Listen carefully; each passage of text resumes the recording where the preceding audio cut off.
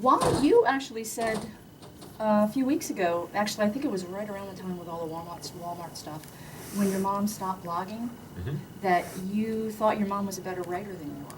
Yeah. Why is that?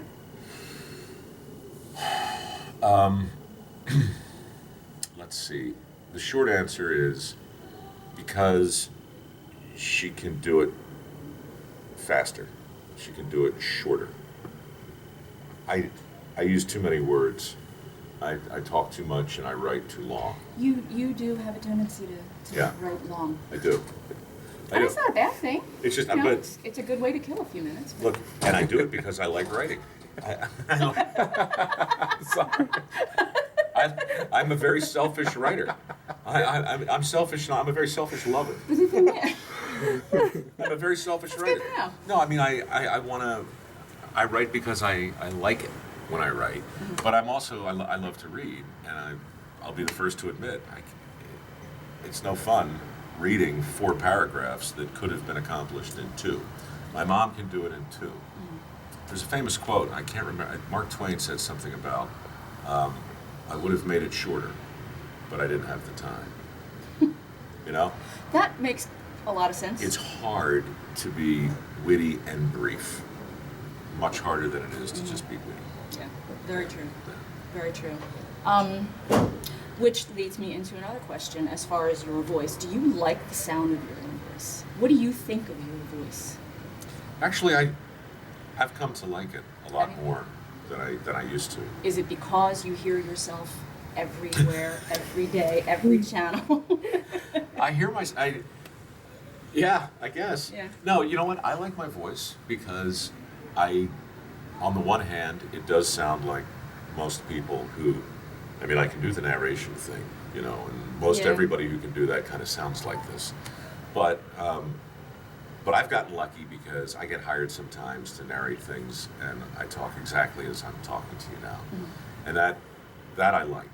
You know, like if you listen to Deadliest Catch, that's not really me. Vast Bering Sea. I can't even get that low. January, the Bering Sea, right? It's like that's just bull crap. That's just, you know, that's movie trailer guy.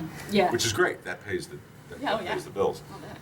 But like an episode of Dirty Jobs, it's just me talking like this. How the universe works is a lot of fun to narrate. Because you can use your own voice? Or? Because you can kind of back off of it a little bit. There's no drama. There's no count. And, you know, not much, right. I mean, although when a supernova goes big, you know, it's kind of an exciting then you moment. have to get your deep. You got to get excited by that. But in general, you know, my favorite narrators go the other way. You know, like if there's a wildebeest trying to get across the Serengeti and being ripped apart by alligators and hyenas, it doesn't pay to get excited about it. Visually, it's happening. You can just say, yeah, here it is. And once again, we see the consequences of a young man wandering away from the herd. That's beautiful. That just brought a tear. Right. Yeah. Okay, so my husband had a question. He said, does he do any cartoon characters? He should be like, you know, you should do cartoon characters. And I said, I'll ask him if he's ever been asked to do a cartoon character. He said, you know what else? He would be great with NFL films. Because Harry Callis, who, I'm from Philly, he was the Phillies broadcaster for years and years, and he also did NFL films. And my husband thinks that they should approach you. I'd be honored. There was actually a guy named John Facenda. John Facenda. He used to be on CBS.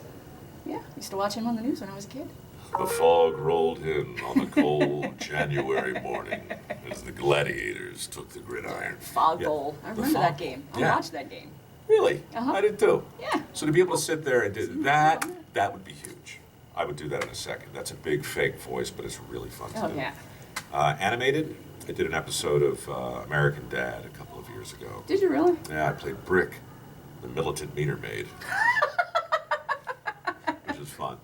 I'm going to have to check that out on the Google. It's out there. And I'm actually working on I've got this idea for an animated show where I wouldn't be a character so much, but I would be me. Really? Yeah.